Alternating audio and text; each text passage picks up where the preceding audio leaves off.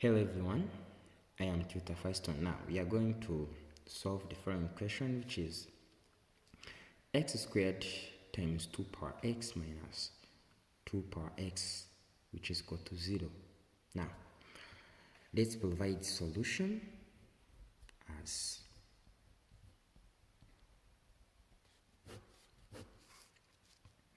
now here we have x squared 2 power x minus 2x, which is equal to 2 power x, which is equal to 0.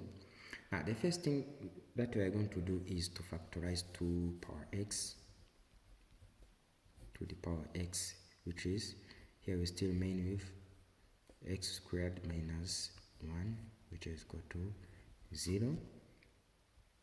Now here 2 to the power x will be equal to 0, or x squared minus 1 will be equal to 0.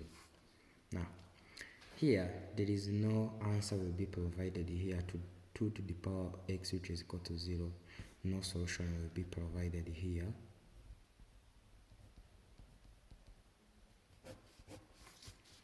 Whereas here we have x squared minus 1, which is equal to 0.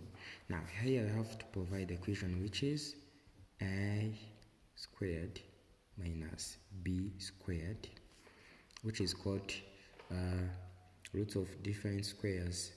Now here we have this one will bring a minus b, a plus b, which is to mean that here it will provide x minus 1, x plus 1, which is equal to 0. By solving them, x minus 1 will be equal to 0, and then x will be equal to 1, and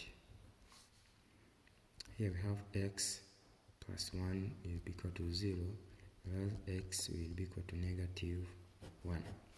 So the solution set that we will provide here be equal to x to x,